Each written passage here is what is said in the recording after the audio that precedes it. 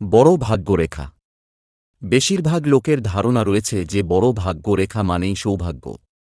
আর যাদের ভাগ্যরেখা ছোট বা ভাগ্যরেখা নেই তাদের ভাগ্য খারাপ। এটা সম্পূর্ণ ভুল ধারণা।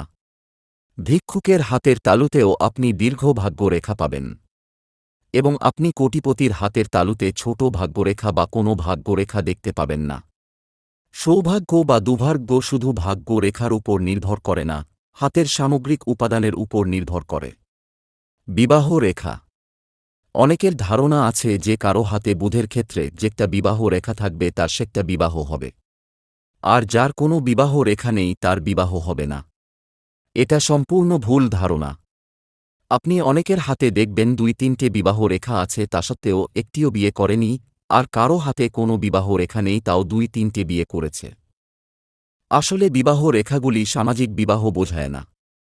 বিবাহ রেখা বোঝায় আপনার কারো প্রতি ভালোবাসা, সেই ভালোবাসা যে সবসময় বিয়েতে পরিণতি পাবে তা নয়। যতজনের প্রতি আপনার গভীর ভালোবাসা থাকবে সেই কটা বিবাহ রেখা আপনার হাতে থাকবে। আয়ু রেখা। অনেকের ধারণা হাতে বড় আয়ুরেখা থাকলে বেশি দিন বাঁচবে আর ছোট আয়ুরেখা মানে কম দিন বাঁচবে। সম্পূর্ণ ভুল ধারণা। কতদিন বাঁচবে তা আয়ুরেখার ছোট বা বড় হওয়ার উপর নির্ভর করে না। আয়ুরেখা আপনার কতটা জীবনী শক্তি আছে সেটা বোঝায়।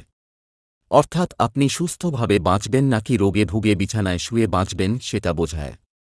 মানুষের আয়ু বিচার করার জন্য হাতের অনেক কিছু দেখতে হয়। শুধু আয়ুরেখা দিয়ে আয়ু বিচার হয় না। রবি রেখা। অনেকের ধারণা রবি রেখা থাকলেই নাম মান-সম্মান হয়, আর রবি রেখা না থাকলে নাম মান-সম্মান হয় না। এটা সম্পূর্ণ ভুল ধারণা।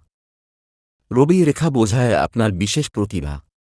সমগ্র হাতের উপাদান ভালো থাকলে আপনি সেই প্রতিভাকে কাজে লাগিয়ে জীবনে অনেক উন্নতি করতে পারবেন এবং আপনার অনেক নাম যশ খ্যাতি হবে।